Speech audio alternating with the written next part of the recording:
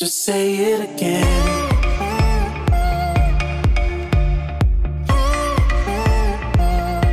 Just say it again.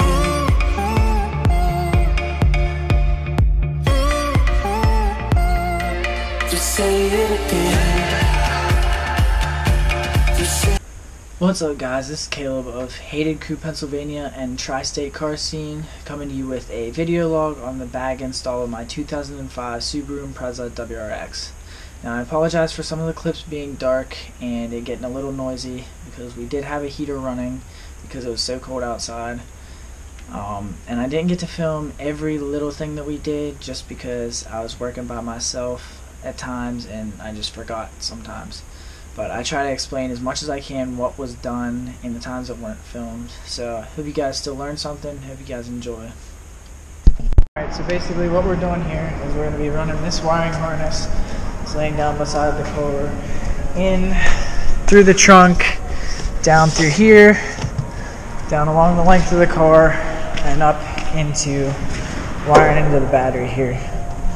And then after we do that, we'll be setting up the tank in the back, which I've already kind of started. I put some fittings on, but basically this is going to sit back in here, a little bit further back, but the compressor is going to sit on this side, run into this side of the tank. Then on here, I'm going to take this fitting off, and we're going to put a water trap right here that'll drain outside of the car. There's also going to be a drain coming from the bottom to relieve all the pressure if need be. And then basically the line will come through the water trap, go into the ECU, which will either be sitting here or underneath. And then from the ECU, we'll have all 4 lines going to each of the corners and 1 line run as an exhaust. And then once we do that, we'll bolt in all the struts and run the lines of the struts, and then hopefully start our initial process of, you gotta fully air up the car, fully air out the struts, and then we can put the wheels on and start setting what pressures I want for each of my 5 presets. These things look awesome. I can't wait to get them in, see how it looks.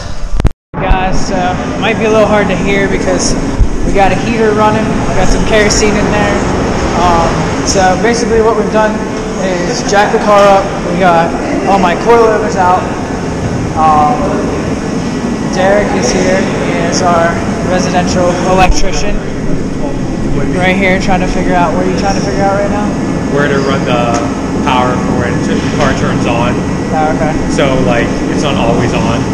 Yeah. So you're not like constantly killing your battery. Yeah. Just whatever fuse to take it to. Yeah. So yeah, it's looking pretty good. We also picked up a couple more cars in the garage. We got Derek's 1987 BMW E30 325i and Colton's 87 BMW E30. What? You tap into your fuel relay. Okay. Because when you turn your key forward, the fuel pump's on. Okay. So here's Colton's 1987 BMW 325e. It's got the coupe. My personal opinion, it's a little bit nicer than the sedan, but still very nice cars. We got Justin here, came to help out today. Hey, what up, brother? He's just kind of here to do I just whatever. came for the sheets. Yeah, we made a sheets run a little while ago because we were all hungry. So here's Cody's 98 Impreza LM. It's got these nice Brom seats sitting in there. Looks so nice. We just did a transmission swap, converted it from an automatic to a manual. And right now he's got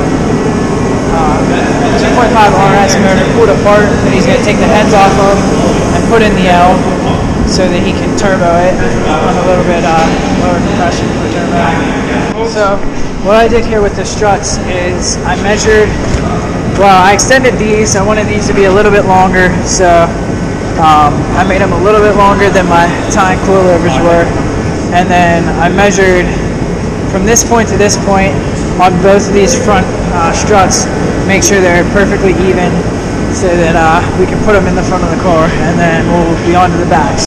Day 1 is complete. Still working on the wiring, still got that to do. We got the struts in. struts in. We got both rear struts in. Cody is, we gotta put this brake back on and tighten down these 2 bolts back here. But Cody is finishing up with put the caliper back on this side. And hey, now you might be able to hear. But yeah, it went pretty well. So tomorrow we're gonna worry about actually mounting the ECU, the tank, and the compressor back here in the trunk. And then we're going to worry about running the lines. So we'll run the lines back from each strut. Yeah, right. We're going to run the lines back from every strut so that we know how much line we have to play with. And Derek here is going to finish up the wiring and go through our test sequences and see how it goes. So we'll see you tomorrow. Guys, so we're back here, day 2. I kind of forgot to record anything because I was by myself for half the day. So,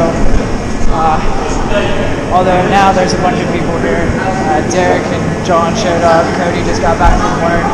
So, what we've done today is we ran all the lines. So, I don't know if you guys can see that. I kind of electrical taped it because I didn't trust it enough because I already popped one of them off. But, put these clips on, ran it underneath the car. Which now that I look at it, I totally didn't clamp that one down yet. I need to. But yeah, they run back up in there.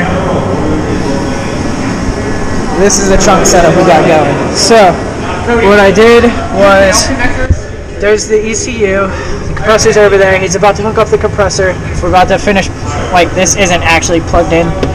We'll plug that in.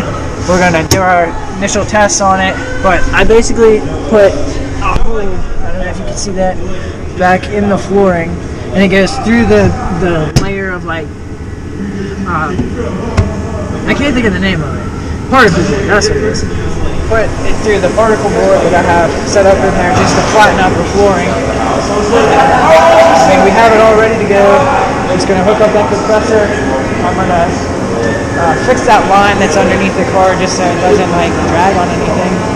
But after that, we're ready to go. So you guys will be seeing the initial test here in just a little bit. Guys, so I know I missed a lot of what we were doing just because we were trying to get things done, but we got all the lines ran, got everything hooked up. Derek figured out the electrical. We were having a little bit of problem with the wiring into the fuse box, like the relay, so that it would only turn on whenever the ignition is like turned on. Got that figured out. I'm going to need a little bit bigger relay that works in that fuse box, but got it running, got it working. Here's what the controller looks like. Now I'm going to have to adjust this front because the front doesn't go as low as I'd like it. I'll show you.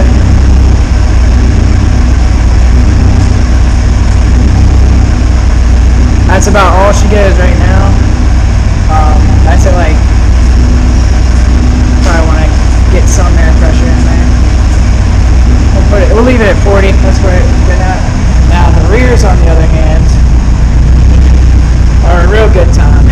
So right now there's 56 psi in there. We're gonna drop it a little bit more. Let's just sit it on the tire. She talks real nice now. Now if I pull these fenders a little bit, I'll be able to get it even lower. But we'll get it from here. I like how it is now. Air it back up so much. Bring it to right around 45 psi, something like that.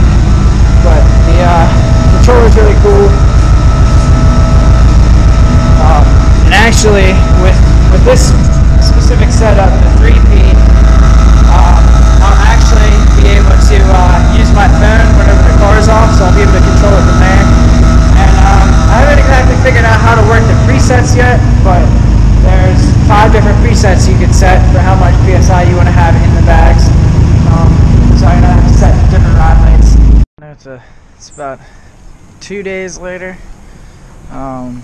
Since we got it all finished, I kind of forgot to put together a final like closing video about the car of what happened, but here she is, looking real nice. All the fenders are tucking real well. It's got really nice fitment in the front. That backside I need to adjust the camber a little bit more so it tucks a little bit nicer. As you can see on this side, it tucks really well. This is like perfect amount of camber for what I want. I don't want it to be too much. I want it to be real subtle, just enough so that the fenders will tuck up in there and it'll sit really nice.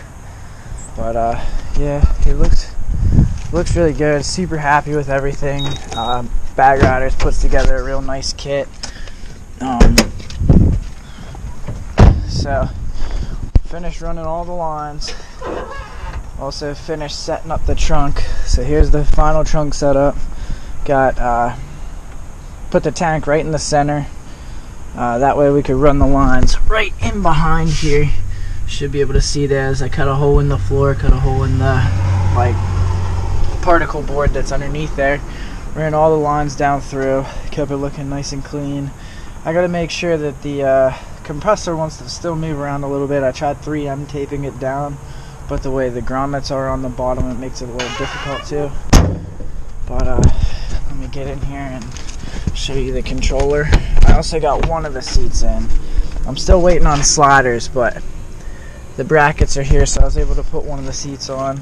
The harness bar hasn't arrived yet, so I'm not going to get to put that on yet.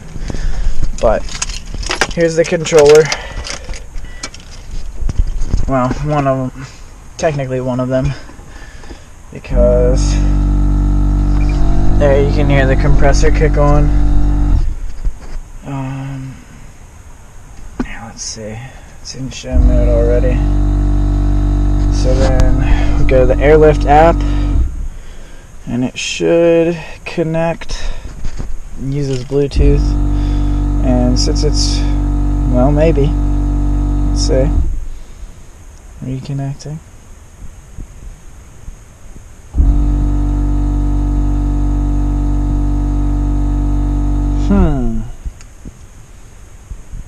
Let's see. Let's go in here and discover some manifolds. There it is. So now we're connected. So now, normally if I shut this key off, the whole thing's gonna shut down. Like you have to have it wired into the ignition. Oh, there goes my keys. But since I have it wired in, or since I have it in show mode, it stays on until I actually shut it off with the app. So I'll show you guys.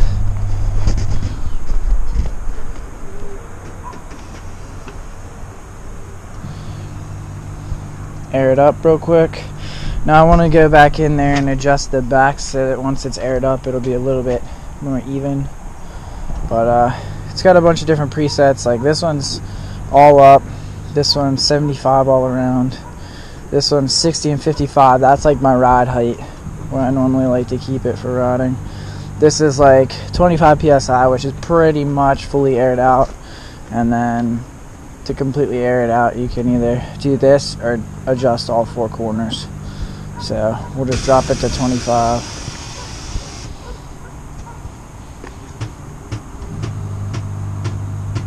No, it's not going to let me. I'm just going to individually adjust the corners.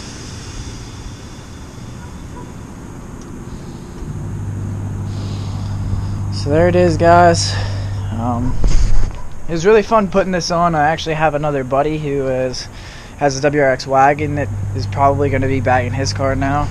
So I might be able to add a little bit more, like show a little bit more, since with this one I was just really, part of it I was working by myself, so I was just trying to get it done. But yeah, it's looking pretty good. So thanks for watching, guys. See you later. What's up, guys? It's been about a week since we did the bag install on my car, and since then I've been able to drive the car a little bit, work out a few kinks. The first one that I found is the relay for the power, which basically tells it when to turn off and on. It hooks into the fuse for the fuel relay. It's just a little bit small, so it wants to slip out of there, and when that happens it just cuts the fuel from the car and causes it to stall out. So I need to get a little bit bigger fuse to put in there, and then that problem should be fixed. Next is the air lines where they connect to the struts is just the line just slips over a nipple, and that's all that holds it. And I've had the passenger side line blow off twice and the driver's side blow off once. And after those times, I put heavy duty duct tape on there, which seems to be holding it for the most part now. But I still want to get worm drive clamps to put on there just to kind of lock it down, make sure that it's not going to come off there. And the last thing is the dampening. It was just really stiff. I haven't even bothered to try adjusting it yet, but it was stiffer than my coilover, so I want to adjust that so it's a little bit more of a comfortable ride. And then everything should be good. I want to say thanks to Cody and Colton and their family for letting me use their barn.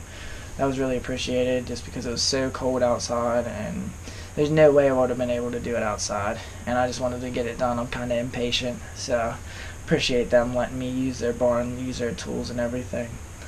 I want to thank Brandon for coming out and helping. He knew what he was doing, so it's nice to have someone who knows what they're doing on the install. I want to thank Derek for doing all the electrical work. Got done pretty quickly, and I would have been so lost on trying to figure out what fuse to put that in and all that kind of stuff, because electrical is not my thing.